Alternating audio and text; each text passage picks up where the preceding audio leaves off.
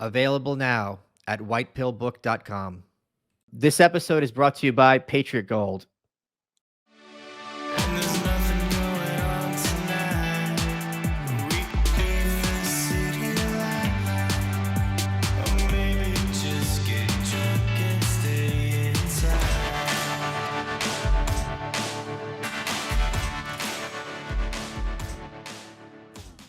Good afternoon, Michael Malice here. Let that be your welcome for the next hour. We have with us a very special returning guest, Kari Lake, who is the Republican candidate for governor in Arizona in 2022. Kari, now you've been making news recently, and your team reached out to me to have you back on the show because here's the narrative. Okay. And you're going to have a lot of time to kind of break down where this is wrong. During the campaign, I remember talking to you about this when you were on the show previously. Every single article about you had a negative view. There was not one that was viewed you in a positive light. So you were very much the target of media attacks, rightly or wrongly. Obviously, you're going to say wrongly. The election happened. There were some irregularities. Your opponent, Katie Hobbs, who's a Democratic candidate who had refused to debate you during the campaign, she was declared the winner. That election was certified, and now she is currently serving as governor of Arizona. You are involved in some litigation and that's where the kind of story ends. And the story is like, you're just a sore loser. There were no irregularities, blah, so on and so forth. So can you have the mic, can you please explain your position and why that's Where incorrect? do we begin? Yeah, go ahead. Well, yes, they did write a lot of nasty things about me. I'm that much of a threat. I'm just a fed up mom who walked away from my career in TV, and the people of Arizona recruited me to run for governor. We led an amazing campaign. It really was a perfect campaign. 525 days across Arizona, pulling groups together of people who say, we don't like the direction things are going in our state. We don't like having a wide open border.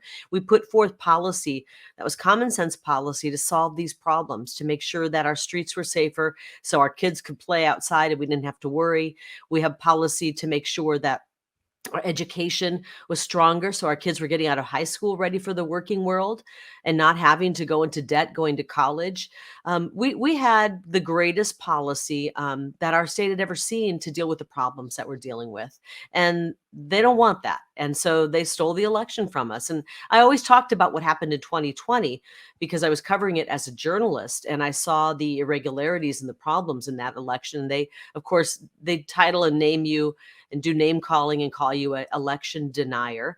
I prefer to be referred to as maybe an election integrity advocate, but they would never say that. And what they did on election day here in Arizona is frankly criminal. Leading up to the election, we know, and we have, and it's in our court case that is right now before the appellate courts here in Arizona. 300,000 ballots were pumped in with zero chain of custody. We have whistleblowers who attest to that, who signed a sworn affidavit or declaration. Let me slow you down because there's using technical terms, so I want people to understand this. What does chain of custody mean in this context? Can you explain that to people? Well, for people who live in states where they have mail-in ballots, and there are a lot of them out there, there's only a couple ways to ensure the security of that, so that we know that the ballots that are being counted are real ballots connected to a real voter. And the two security features that they have are chain of custody. We should be able to track where every vote comes from and how many are being counted. Where did those come from? How many went out? How many were returned? On which days? That kind of thing. It's required by law. And the second feature is signature verification. So when you, Michael, if you had, signed up for a mail-in ballot, you sign up for it, you put your signature there, and that ballot envelope becomes a legal affidavit saying, I am Michael Malice. I'm swearing under perjury that I filled this out and sent it in, and this is my signature that should match the files. Well, it turns out they aren't matching the files. We had 3 whistleblowers who were part of the signature verification portion of Maricopa County. And they said they were kicking out between 10 and 12,000 ballots a day that had seriously mismatched signatures, didn't even come close. They were scribbles, or they were just left empty. If it's left empty, it shouldn't be counted. Right. And rather than sending those off to the next step, which would be curing, where they try to reach out to the voter, they were just being pumped in and counted as as good ballots. Well, Our let me ask you a expert, question here. These whistleblowers, they had no connection to your campaign, correct? These no, aren't none people at working all. for you. Okay. They came forward appalled by what they were seeing. 10 to 12,000 that should have been kicked over to the next step, which was called the curing, department, or the curing group. They never made it there. Somebody between them saying these signatures are bad and going to curing was pushing them through and counting them. And our expert, or an expert, not really our expert, but we were, you know, using his information, said with 99.999% accuracy that in the 2020 election, there were 290,000 ballots with bad signatures counted. The bottom line is we led a movement in Arizona. We had the people with us. We had Democrats with us, independents and Republicans, a movement like has never been seen. I ran against somebody who didn't even show up to campaign. She hid in her basement, and they're trying to act like she won this election. And nobody believes it, because what happened on election day was the most shocking thing. They knew that our voters were showing up on election day because they didn't trust the elections in Right. Maricopa County. And they showed up. 75% of the voters voting on election day were voting for me. And that's actually, you can ask Maricopa County, that's their own data showing that. And they sabotaged election day. Starting at 6 a.m. when the polls opened, the ballot printers at the vote center started printing out ballots with the wrong image on them. Instead of a 20-inch image on a 20-inch ballot, they printed out intentionally a 19-inch image on a 20-inch ballot. And that caused the tabulators to jam. 250,000 times ballots were spit out of tabulators in not read on election day in Arizona, in Maricopa County. And just This to was correct, Maricopa is a very heavily Republican county, right? So this is something that would have been disadvantageous to you, almost certainly. absolutely, well, and the Republicans were showing up on election day. Right. 75% of the people showing up, and their ballots were being spit out. And so people are aware of what happened here. And, there's so much information. I don't even know where to begin here, but I'm going to just keep giving it to you because it's so shocking. So this continued on all day. We've been able to get the system log files, which is basically everything that happens on the election computer systems all day. This is data. It's not Democrat data or Republican data. It's not partisan data. It shows every single move by our computers on election day. And all day, from the beginning of the day until the end of the day, when people were voting from 6 a.m. until 8 p.m., which is 14 hours, on average, the tabulators were spitting out 7,000 ballots per half an hour, basically saying, I can't read this, I can't read this, we can't read these, because they intentionally printed the wrong image to cause chaos on election day. And they even admitted it was chaos, but they called it a hiccup. 250,000 ballots spit out unreadable on election day is a hiccup to them. People waiting in line for 4 hours, walking out of line saying, I can't do this. I don't have 4 hours to vote. Hundreds of people, thousands of people being disenfranchised, and that's a hiccup to Maricopa County. Now, let me tell you about the people running Maricopa County elections. There are two men by the name of Stephen Richer and Bill Gates. They are both Republicans, and the two of them were involved in a super PAC leading up to the election. It started back in July before the primary. They were involved in creating a super PAC, raising tens of thousands of dollars to stop so-called election deniers.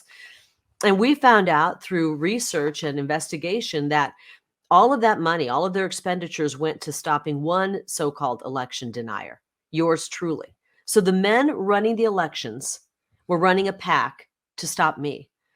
And I know why they were doing it, even though they were Republicans. I campaigned on restoring honesty in our elections. And not just that, but digging down and finding out who has been behind our fraudulent elections. And I have a feeling that the breadcrumb trail would lead directly to the feet of those men. And they're worried about that. They don't want people to find out that they've been behind these shoddy, rigged elections. It's just unbelievable what they did to the voters. And Michael, it would be so much easier to walk away from this. It's not fun. We led an incredible campaign. We have policy that would help Arizona, all Arizonans immensely. And to have to go through now and fight this in the court system and the judicial system is not fun. But if I don't stand up right now for the people of Arizona who were done wrong on election day, then we're not going to have a voice. Our sacred vote will be permanently silenced. And it's not just about Maricopa County. We're such a mega county. 64% of our population resides here. So if you steal Maricopa County, you steal the whole state. The other 14 counties' voices are silenced because of what happened in Maricopa County. And you could extrapolate that out to the other 49 states. When you have a state that is stolen and that we allow rigged elections to continue, it affects the people in Iowa. It affects the people in Montana. It affects the people in Alabama. When these big, powerful states steal elections, their vote really is silenced. Let's break this down a little bit more. So you had a prominent establishment Republican candidate who fought very heavily against you during the campaign process, during the nomination. You had a kind of quasi-adversarial relationship with the former Arizona governor. Did either of those two ever end up endorsing you? No, they didn't. You know, the criticism in the fake news has been that, oh, I never reached out.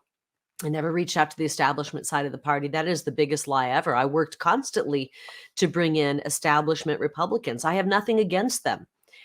I brought in Democrats and independents into the Republican Party. We are the party of ideas that work. And I want to make everybody a Republican and support our cause, which is making America great, which is making Arizona great.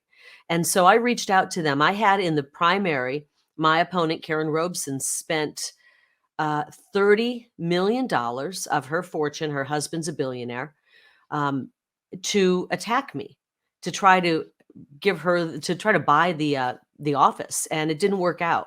It didn't work out, but I did endure $30 million in attack ads. And that is not a fun thing to go through. The good thing is the people of Arizona have known me for nearly 30 years. I've been in their homes as a trusted news anchor and journalist, and they weren't buying the lies that she was pushing out. But I understand politics is ugly. So after the primary, it was bruising. I reached out with a very nice message to her and said, look, I understand, things are said in the primary. It's difficult. I value you and I value what you can bring to the party. And I want to have you on the team. And it was crickets. I never heard from her. She told, I had some of my people reach out to her as well. And she told them, look, I'm not interested in getting involved. It was grueling. I'm not interested in getting involved in politics this time around. And then a few weeks later, she got involved in a proposition which was going to give illegal immigrants in-state tuition, basically a tuition cut. So she really did get involved politically, but she got involved to give illegal immigrants reduced tuition. That's what she chose to get involved with. She didn't choose to get involved to try to help me. And our governor, Doug Ducey, who was horrible to me during the election process, even though I tried to do as much as I could to showcase the positive things he did, he really never got involved either. He actually seemed giddy when Katie Hobbs pulled off the steal. It's unfortunate, but I'm not going to let those two stop me. I believe that Republicans, establishment traditional Republicans, America First Republicans, brand new Republicans who don't even fit into either of those categories. I believe that we have about 95% commonality when it comes to what we believe and think.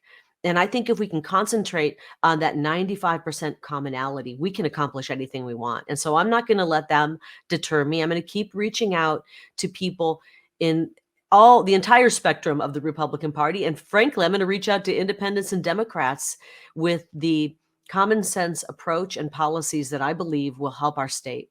And that's how we're going to win. Kari, you're obviously a big patriot. You talk constantly about the Constitution and your love for this country. Well, I want to talk a bit to the listeners about another group of patriots, and that's Patriot Gold. Now, BlackRock is warning us to prepare for a recession unlike any other, and history has shown that the only way the Fed can fight inflation is with a recession, and everyone's New Year's resolution is to buy gold and silver. Over 80% of retirees are concerned about inflation. In 2008, the stock market and housing market crashed. Meanwhile, gold went from $800 an ounce to $1,600 an ounce over the next 2.5 years. Big banks and billionaires agree on two things. One, we're heading toward a recession. Food prices are going through the roof. problems getting stuff on your shelves. And 2, investors need to buy gold, which several analysts are predicting will hit some all-time highs. It's the only capital that will be worth holding if shit hits the fan. And what else can you invest in that will hold its line? The Patriot Gold Group is introducing the 2023 Recession Protection No Fee for Life IRA. Call the Patriot Gold Group today before it's too late. You don't want to be that person looking over your 401k crying, and you'll get best-in-class service from Patriots protecting Patriots. Patriot Gold Group has the no fee for life IRA, where your IRA or 401k can be in physical gold and silver, and you may be eligible for the no fee for life IRA on qualifying rollovers. All you got to do is call 888-505-9845 to get a free investor guide today. Mention my name, Michael Malice, or go to malicegold.com. Patriot Gold Group is Consumer Affairs' top-rated gold IRA dealer 6 years in a row. So call 888-505-9845 or go to malicegold.com. I was on covering election night on The Blaze with Glenn Beck and his crew. And Glenn had said on air that you were the best candidate he'd ever seen. And he was shocked when the race got called for your opponent. Very few of us are going to ever be in a position to be a gubernatorial nominee for a major party for a state. What I'd like to hear from you, just on a personal level, because you've made your biography such an issue in the campaign, can you walk us through what election day was like for you? Because campaigning is grueling. You got to, it's nonstop talking. You're barely getting any sleep. But election day, it's kind of done. So do you wake up at like 5 a.m? Do you just kind of have a coffee and like it's all over? Like, can you walk us through what because you were expecting a huge win, or at least were you hopeful for one? Like, what was your I was, of course I was. Everyone knew we were going to win, and we did win. I'm going to just be really blunt. I'm not, this isn't rainbows and lollipops talk here. We won, and we're proving it right now. Our evidence is crystal clear. Unfortunately, the fake news just, they don't want to face the facts that our elections are rigged. And it's unfortunate. We need to choose our elected officials. And I was raised a family of 9. My father was a football coach.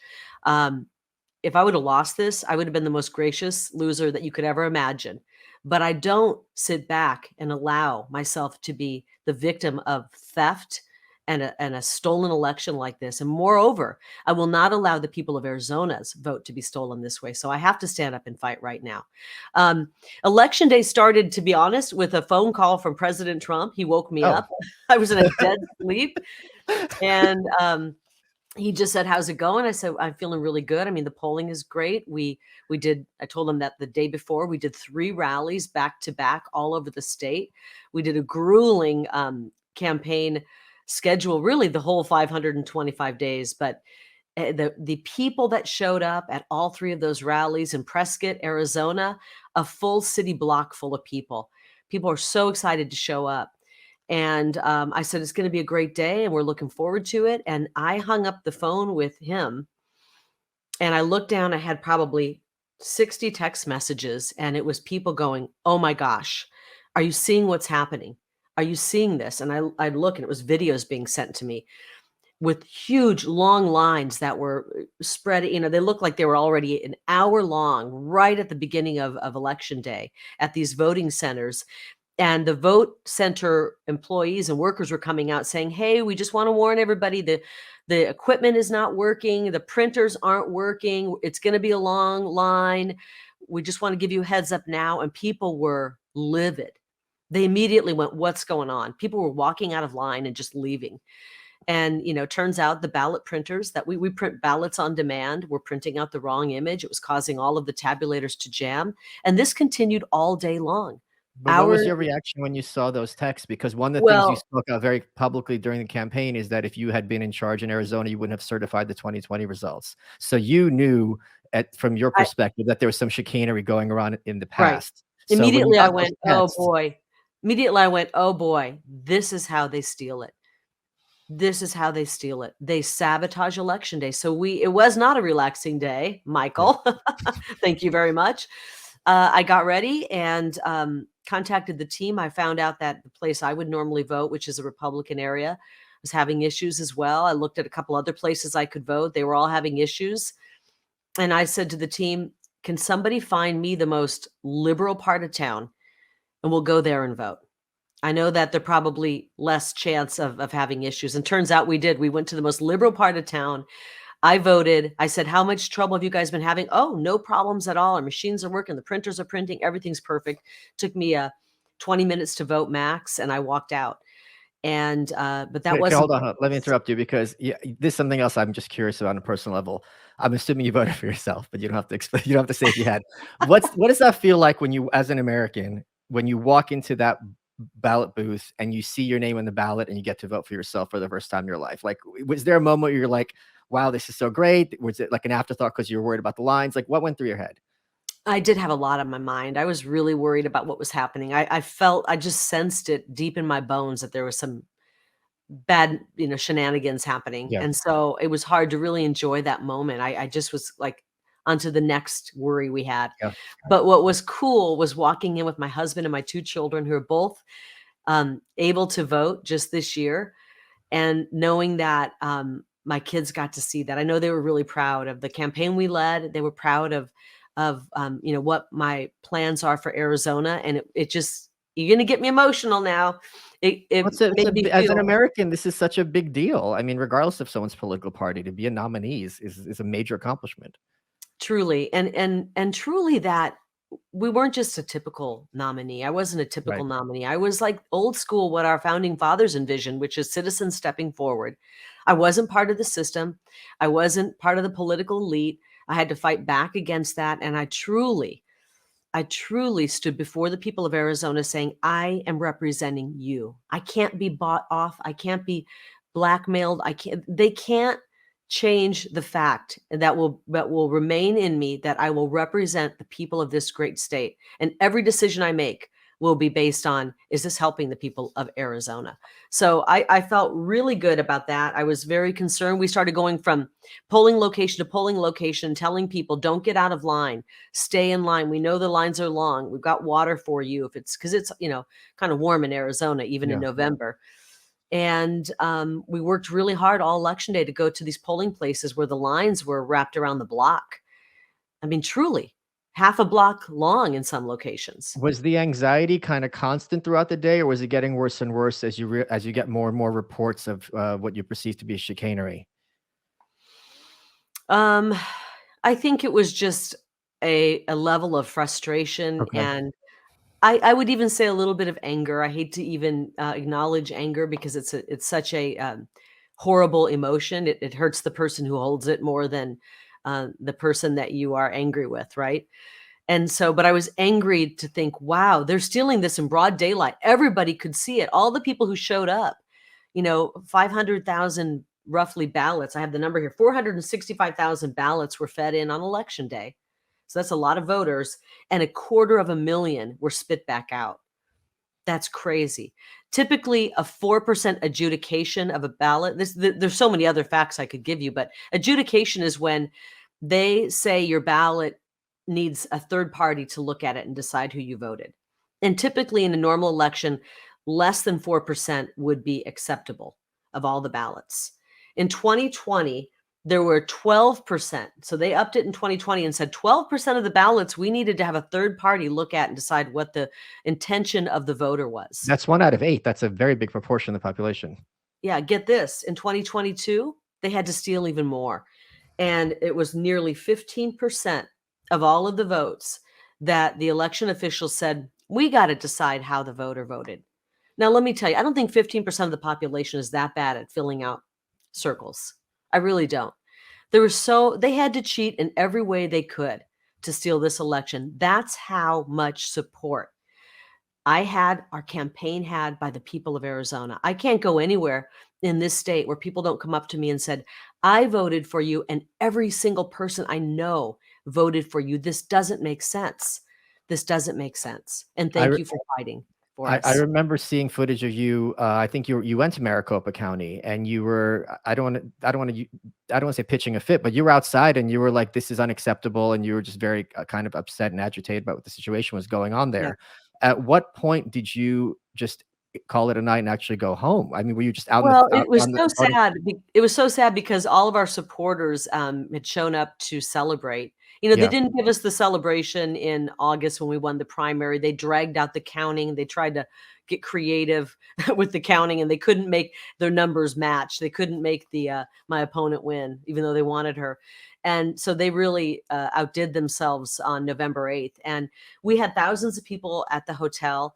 and we had hundreds of people from the press from all corners of the world. I've covered Arizona. I've covered everything when it comes to news for 30 years. I've never in my life seen that much press. It was 3 rows deep in this massive hotel ballroom, press from all over the world covering our election. That's how big, how much attention we got here in Arizona. That's how much the world, the country wanted our border to be secure. And that was what I ran on: secure borders, safe streets, help. And the mama bears and papa bears were with me. So early on, when they had the first drop of ballots or of results that dropped, we knew, I think they said she was up 16%. We went, wow, they really had to pour in a lot of phony ballots to make that happen. And turns out now we know 300,000 with no chain of custody were tossed in and counted. And we knew that they were going to try to cheat really hard on the front end. And then when they tried to cheat, what they did on election day, sabotaging election day, I felt very worried that they were going to be able to pull off their cheat, but they counted for what, 11, 12 days. Right. And so I was willing to sit back and wait because my war room was telling me, look, it makes no sense that any of these, precincts would be going to Katie Hobbs. It would make no sense. And so stick with it and just sit tight. You're going to win this. You're going to pull this out. And then we can go forward with restoring honest elections. And it just never happened. And it's unfortunate, but I can't stop fighting this, because how many more elections do we let them cheat? It's as if they say to the people, look, we'll let you pick who you want as long as we approve them being in the election, for starters. And I was an unapproved candidate by the political elite. It's a uniparty, and I was an unapproved candidate. And so when the people decided they wanted me, the powers that be said, oh, no, you can't pick her. You can pick one of these people, but you can't pick her. And they stole it in broad daylight. And it's disgusting. Did you at any point during that night contact or have a communication with the Blake Masters and kind of commiserate over the situation? Not that night. I pretty much was in, we had a hotel suite where we had kind of, some people in there and some family members. And I just kind of was watching what was happening and realizing, okay, here's what's happening. We've got shoddy elections run in numerous states, and they really want an end to the America First candidate. I believe this is an effort to bring an end to the America. They wanted the narrative that anybody who associates with Trump is done. And that's not true. That's absolutely not true. And I was watching this play out going, wow, this is such a dirty, filthy swamp. And they're so afraid of me. I mean, going into this, you talked about some of the press. I had the worst press in the world. I might even have been worse than Trump's. One morning I woke up and my team would send me headlines. And one of them was the most dangerous politician in America. And I scrolled up thinking, well, it's going to be President Trump, right? Because they can't stand him. It was a picture of me. And I'm thinking, I'm just a fed up mom who decided to jump into politics. And I'm dangerous. Maybe I am dangerous to the system that they have in place, because I believe in America where we, the people, are in charge of our government. We, the people, are the boss, and our elected officials listen to the people and follow the Constitution. When I was in high school and college, one of my heroes was Howard Stern. And it's kind of saddened me to watch how he's degenerated into this kind of angry, bitter old man who's just this mouthpiece for the regime. I saw during the campaign on Twitter, he had made some very derogatory comments about you, saying you're crazy. I can't believe anyone's voting for this person. There's a lot of young people who were involved in your campaign who looked up to you. What advice would you give to them about how to handle such scathing criticism from the press if they want to get involved in politics or public life? Because I can't be easy completely.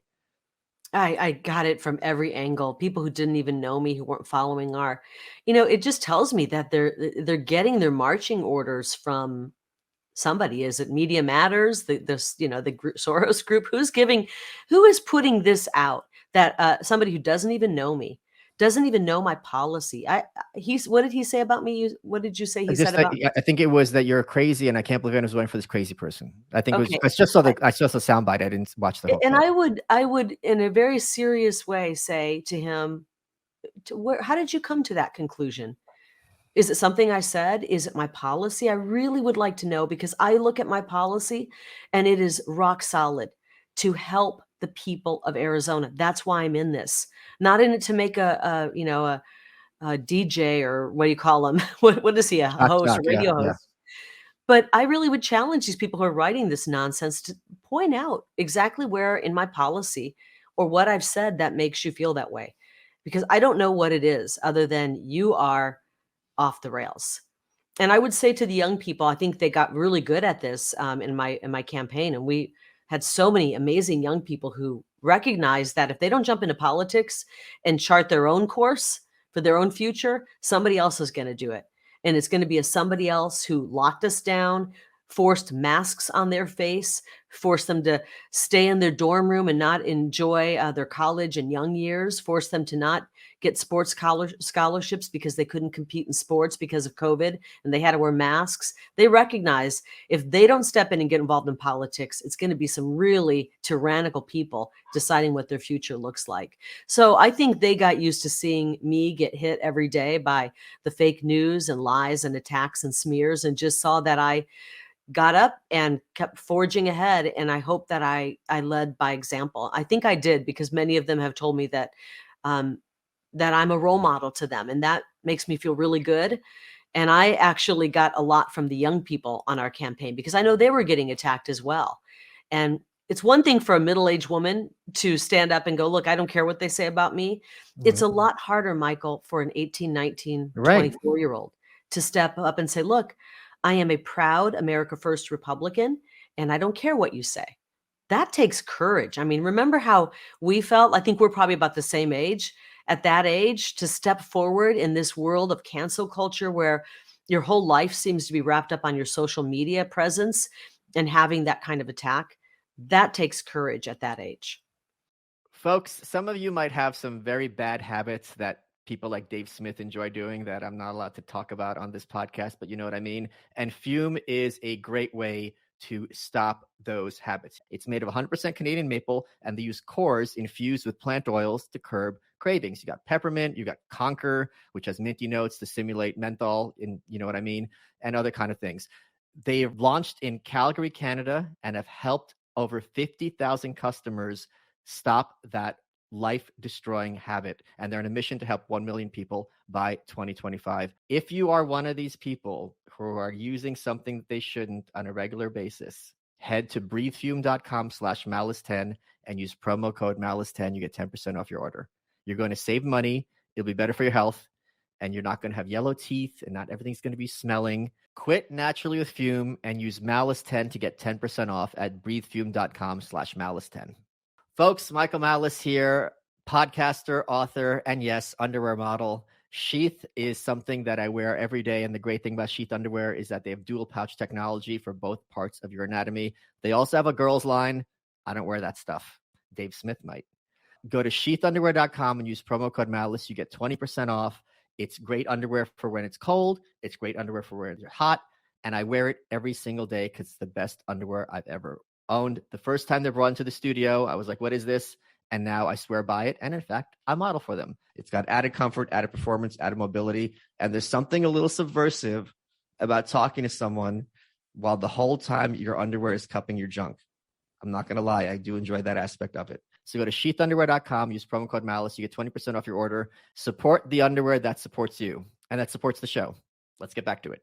So here's my question about the lawsuit and the litigation you're involved in. The election has been certified, right, for Katie Hobbs. Well, she certified her own election, right? And in the counties that they said, wait a minute, there are so many problems, we don't want to certify this. She threatened them with legal action and being jailed if they didn't certify it. So basically a gun to their head, certify this or else. That's how our banana republic style elections are run in Arizona. It's frightening. But what legal relief are you asking for? Are you asking for the judges? Can you explain that? Well, I think there's several options. They could do a redo of Maricopa County. That's been done. They're looking at that right now in Harris County. They pulled the same shenanigans in Harris County, Texas. And I know not everyone's following every nuance of what's happening in our elections, but they're pretty bad across the country, and they ran out of ballot paper on election day. How convenient. When Republicans show up to vote, oh my gosh, the system just can't handle it. They did that, by the way, in our Pinal County on primary day. They ran out of Republican only ballots 1 hour into elections at 25% of all polling locations. That was my opponent, Katie Hobbs, running the show for that. So um, they're looking at redoing Harris County. So we could either redo Maricopa County, they could totally set aside the results of Maricopa County, or just declare me the victor. It's going to be up to the judges to decide. But law is on our side. Precedence is on our side. We've had a case many years ago where the election for governor in Arizona was bad. It was rigged. It was stolen. And they worked their way through the judicial system. The wrong governor got sworn in. And later, that governor was removed from office and the rightful winner was put into office. So there's precedence right here in Arizona. And we'll see what the judges decide. We're hoping that the judges will take a look at a plethora of evidence that we have sitting right before them. 1,000 pages of sworn declarations under penalty of perjury by the best experts in the field and people who were there on election day, who saw what happened, and they will apply the law, and we'll see what happens. So we're right now waiting for this 3-panel appellate court, 3-panel judge to decide. Have these judges been appointed by the former governor, or how did they get into office? I believe one was appointed by a Democrat and the other 2 were appointed by a Republican. But, I don't think that matters at all. I think a Democrat judge can show a moment, an act of courage, just Sure. as easily as a Republican judge can.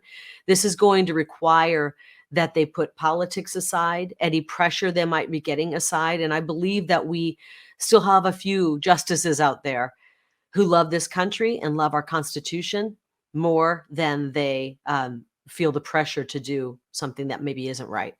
I have You've worked in media for a long time, so I'm sure you know exactly what these articles would look like if you got the result you wanted, which is the Republicans hate democracy. They've successfully overturned an election. This is fascism. We warned you about this, and so on and so forth. You can write the articles yourself. I'm sure you know exactly what they would look like.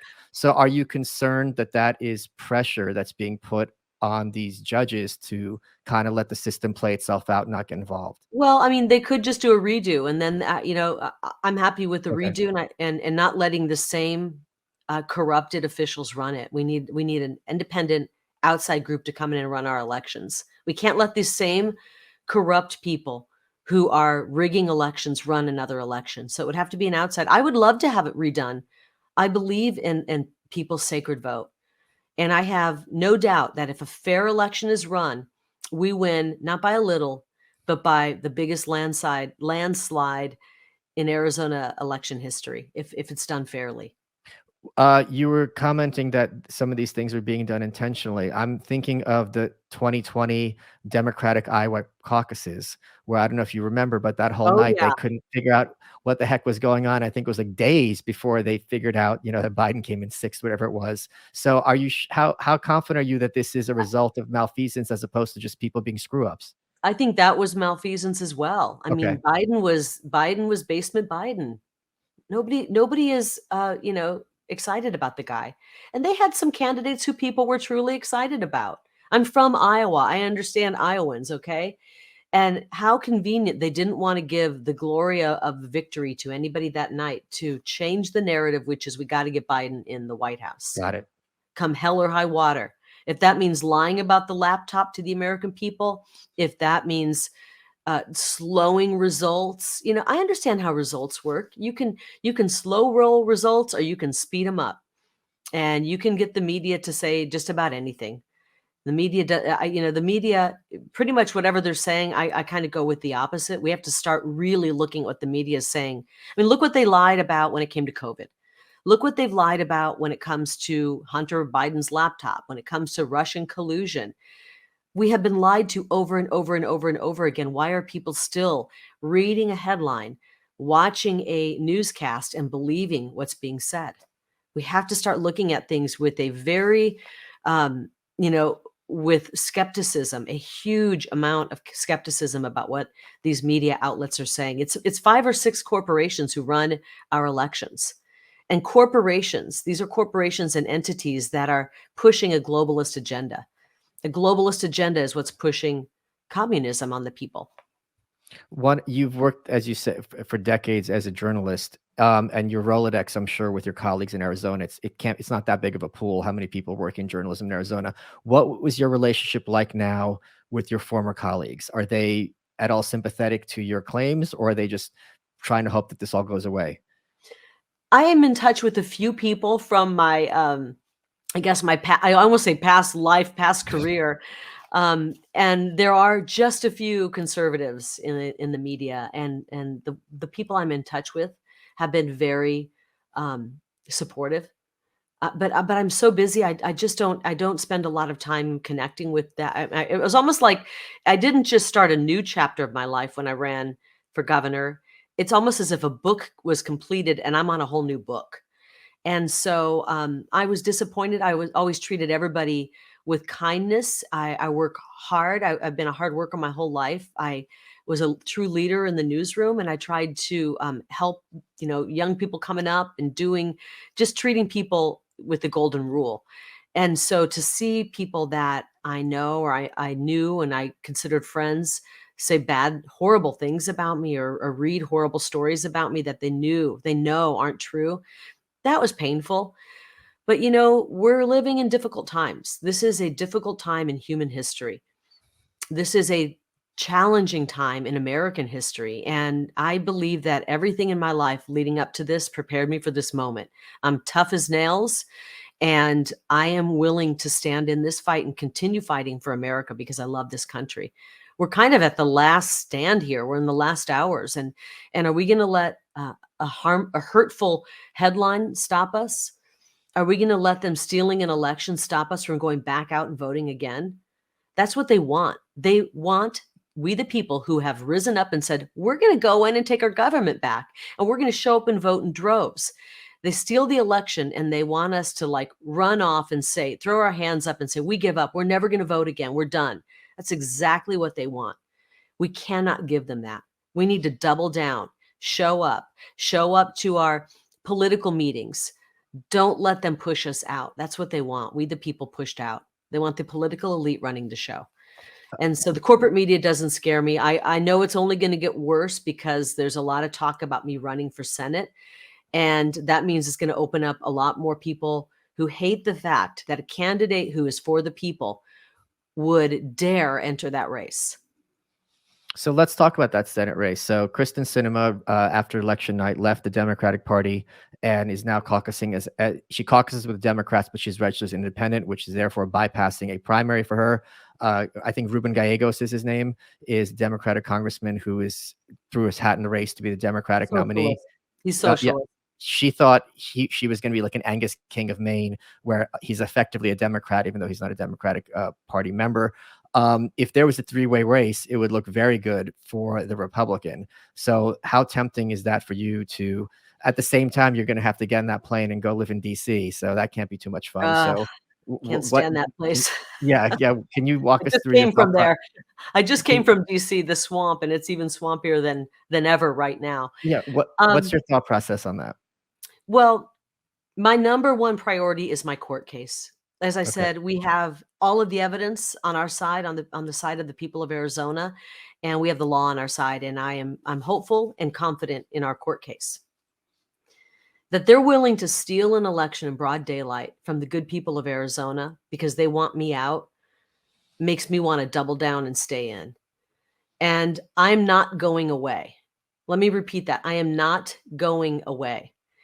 I've seen some internal polling that shows I am the only Republican who can win the primary for Senate and go on and beat both Ruben Gallego and Kyrsten Sinema. Now, I know there are some Republicans out there who would probably, I think it was Senator Thune. I've never met him. He's trying to get Kyrsten Sinema to caucus as a Republican because he doesn't want a candidate like me in the Senate. And I asked him to really do some soul searching. Senator Thune, are you really interested in having somebody who voted 93% of the time for Joe Biden's destructive agenda in the Senate, you've got to do some soul searching, sir.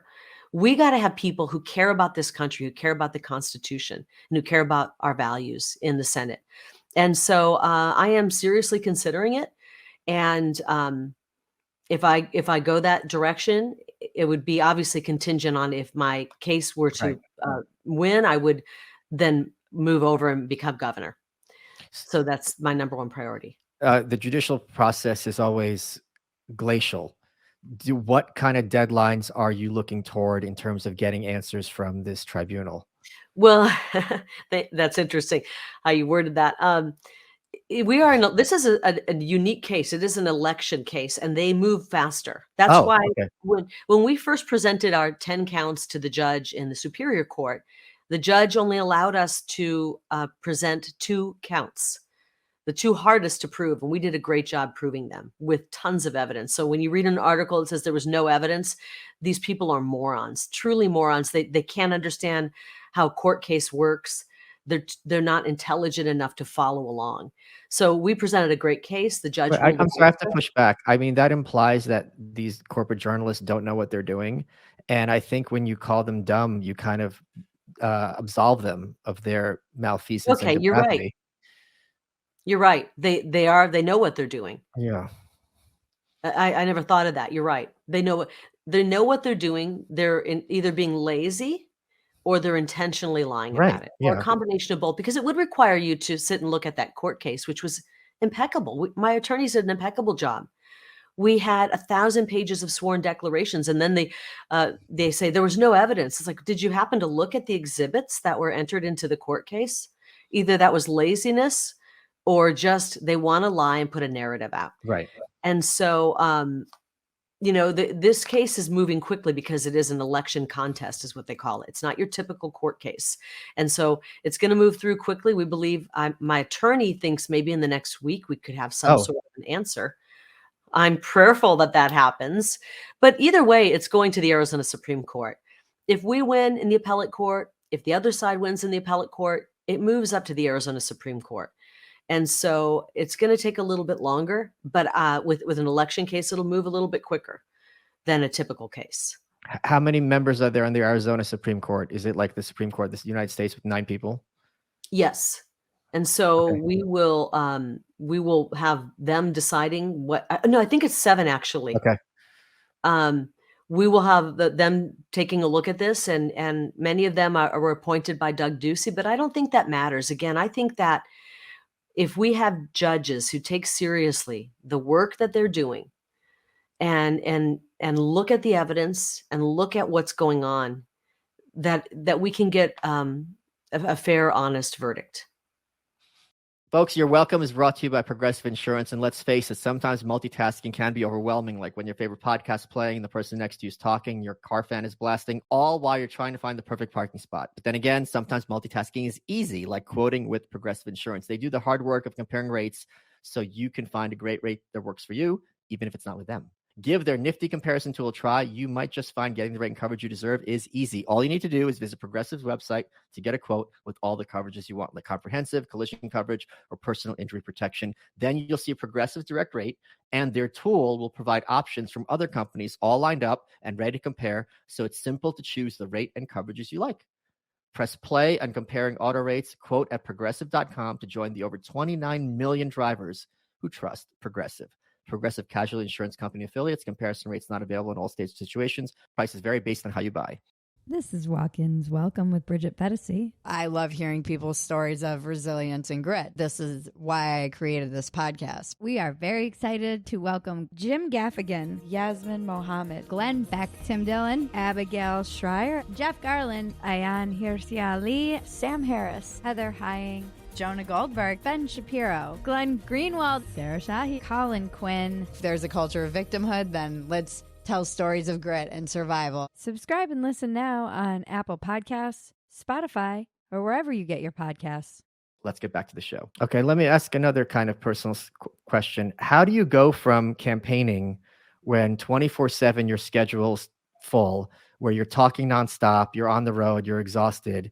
Election day comes, and now I just recently read a book about Margaret Thatcher. You know, she gets kicked out of the number 10 Downing Street in 1990, and then she had nothing to do. So, and it was such a jarring kind of moment for her to be like, you know, my entire schedule is occupied, and now I'm just kind of looking at the wall. Like, how do you make that transition, especially someone who's like such a kind of workaholic as you? It was tough. I mean, I understand that any normal campaign, when it ends, even if you end with a victory, there's a level of like a letdown almost of that energy that you had Yeah. every single day. And then it's even worse if you lose, I'm told, but it's even worse if it's stolen from you. And the hardest part for me looking back is all of our amazing staff who work so hard, our volunteers. I feel like I never got that kind of chance to give them all a hug and say, thank you. Oh my gosh, we did something amazing. We have something amazing. That movement, it didn't die because they stole the election. I don't know if you saw, but last Sunday we did a rally to inform everybody on where our campaign is, where our case is. And we drew such a massive crowd. It was 4 times capacity of the hotel that we held it at, or of the resort that we held it at, that we had an overflow audience almost as big as what was on the inside. And the fire marshal came and threatened to shut us down. They were literally pulling hundreds of people out so that they wouldn't shut our rally down, where I could lay out the case, because the fake news isn't covering it. I wanted the people to know where the case is. So our movement is still very, very powerful. The hardest part for me was that I wasn't able to kind of comfort people. I think people needed comforting because it was so jarring, almost like we had PTSD of what happened. Mm. I had to immediately pivot and go into like a street fight Yeah.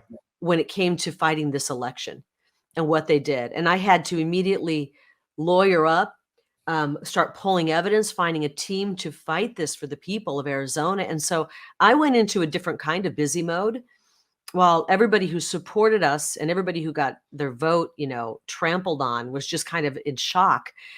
I went into a different kind of high energy, which, believe me, I don't want. Talking to attorneys all day long Yeah. is probably the worst thing in the world.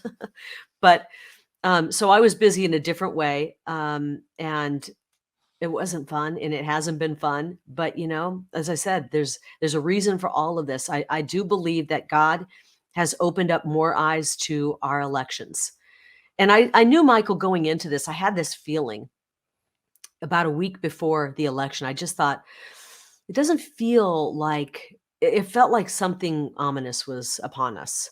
And I just prayed to God. I'm a woman of faith. And I said, you know, however this has to go. I didn't get into this for myself. I got into it for Arizona. And because I listened to God, I got into this. And God, however you need this to go, it's going to go. And I'm up for whatever happens. And I think that more people's eyes are awake because of this stolen election in Arizona to the level of election theft that we have in our country. And wherever I go, I've been to probably 7 states since the election. People stop me. Please don't stop fighting, Kari. Thank you for fighting for us. We know our elections are rigged. Keep going. This is everywhere across the country. People realize what's happening.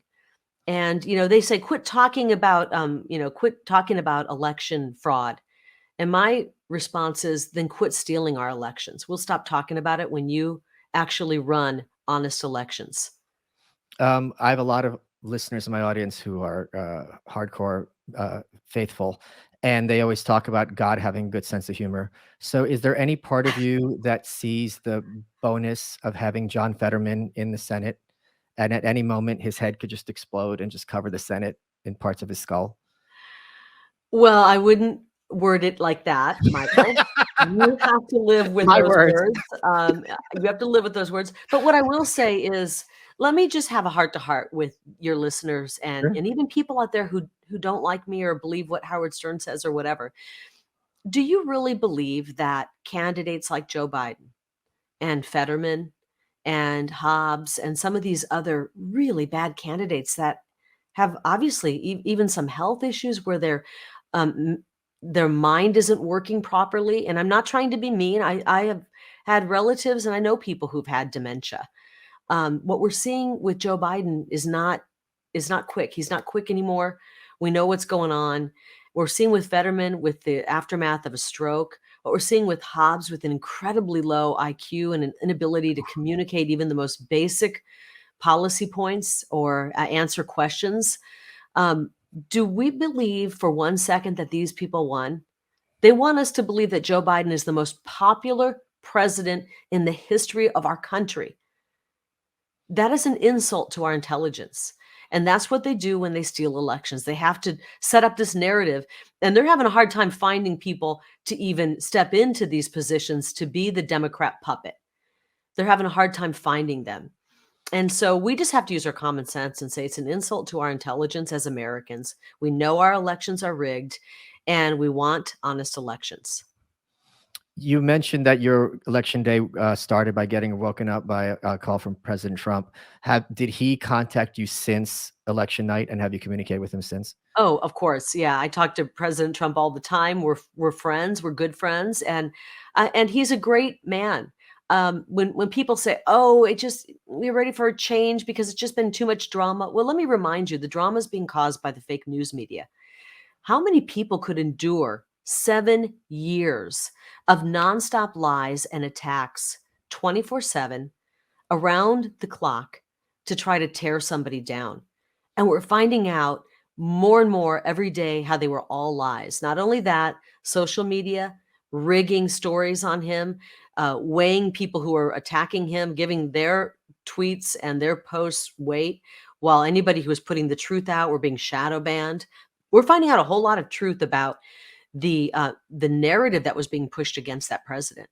While he showed up, giving up a lot of his own personal life and his fortune to work for the people of this great country.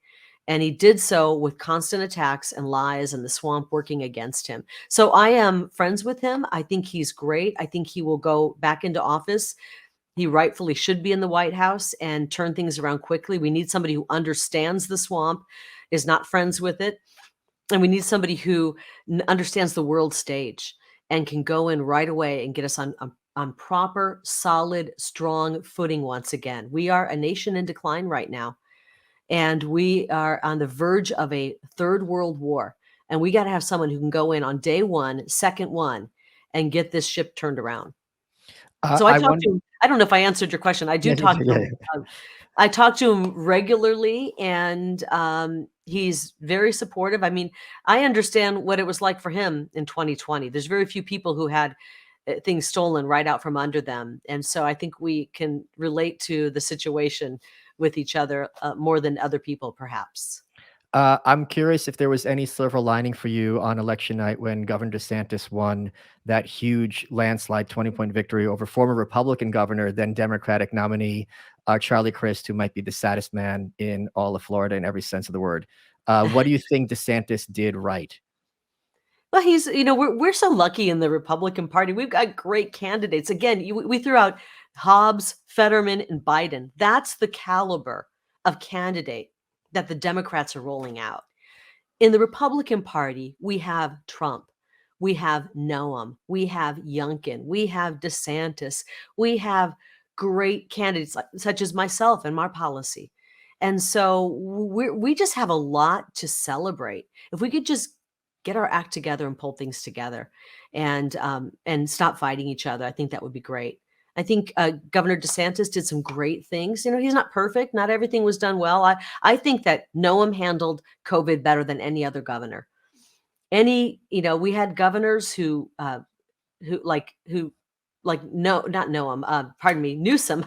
Yeah. Governor Newsom actually was the worst case. And what you saw in Florida or in New York as well, where they shut things down, masked people up forever. Newsom shut the beaches down. They wouldn't let you go skating at the skate parks. They poured sand in the skate parks, wouldn't let people walk on a beach, swim in the ocean. This is crazy stuff that Newsom did.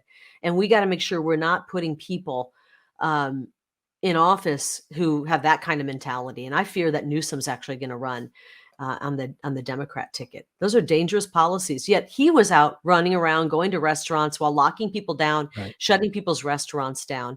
Anybody who is pushing that kind of policy, it gives me pause. Yeah, it must have been disheartening for you to see Governor Evers, Gretchen Whitmer, and Kathy Hochul in New York all return to the governor's office after some really kind of, in my opinion, evil policies that they pushed forth, specifically regarding the Truly nursing evil. homes.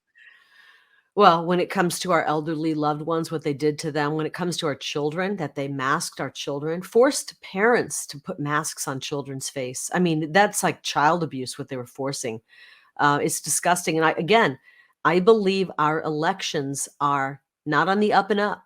And if we had honest elections and not voting for a month, in Arizona, we vote for a month. And some of these other states you mentioned, they vote for a lot of weeks and then they count for a couple weeks. We got to get it back down to election day and honest elections. And when we get honest elections in this country, you're going to find out that the Whitmers, the Newsoms, that the Fettermans, the Bidens don't win. You're going to find out that Americans have a whole lot more common sense and don't vote for these people, that Americans aren't voting for these people. But we have to get our elections back to election day and back to honesty and transparency. I have to ask you a humorous question, and you're perfectly fine to just move on to the next one, okay? Okay. Given Arizona's history with Jeanette Napolitano and now Katie Hobbs, do you think your campaign would have done better if you were less photogenic? I don't get that. Well, they're not exactly easy on the eyes. Oh, you know what? I really, really don't care what someone looks like. I care that they have the qualities that prepare them for the job, that they have the qualifications, that they have the policies. So, I don't even notice that kind of stuff. I really don't. What I notice is if you are ugly on the inside. Oh, And to be that's certainly honest, me. if you're ugly on the inside and that means you're forcing children to wear masks. Oh, yeah, okay. You're forcing people to get shots, questionable shots against their will in order to put food on their family's table. That's the kind of ugliness I have a problem with. So I One don't look at that. I don't care what somebody looks like on the outside. I care what they look like on the inside. one of the things everyone at the Blaze seemed to believe is that Joe Biden's administration is kind of putting the nail in the coffin of America, that we're basically very quickly running out of time. My view is there's a lot of ruin in a nation. This is America, and it's going to take much more than 2 years of a Biden administration to kind of destroy this country. Which of those Mm. views is closer to your own? I think it's going to take more difficulty for Americans to wake up fully and say, wow, we've got to have a change here Okay. and start understanding how this all came about. And again, it goes right back to our elections. People didn't vote for Joe Biden. And I've said that all along. And when you put somebody in office and you just go, it's too messy to dig through and fix and restore honesty and faith in our elections. It's too hard. What you get is a really hard life when you have the wrong people put into office. And that's where we are right now. We need to, as Americans, apparently it might have to get worse before it gets better. Yeah. But I'm hoping that the people who were disenfranchised at the ballot box will not simply throw their hands up and walk away, because that's exactly what they want. This is when the moms and dads, the ones who came in and were with our who are with our movement, we need to stay in the game. We've got to do this for our children. I'm not willing, Michael, to look into my kids' faces and say, well, I had a great life. Enjoy communism. Enjoy this, globalist agenda where you will own nothing and be happy. Enjoy that. I'm not willing to get out of this fight. We have a 0 chance of winning the fight if we step out of it. The chance we have to win it is by staying in it and continuing to work hard to solve these problems and do it for our children and our future. Kari, we're running out of time. What has been your favorite part of this interview? Dodging some of those questions you just asked, trying to get me in trouble. You are I feel welcome. like a Muhammad Ali. I'm like doing this with Michael Malice.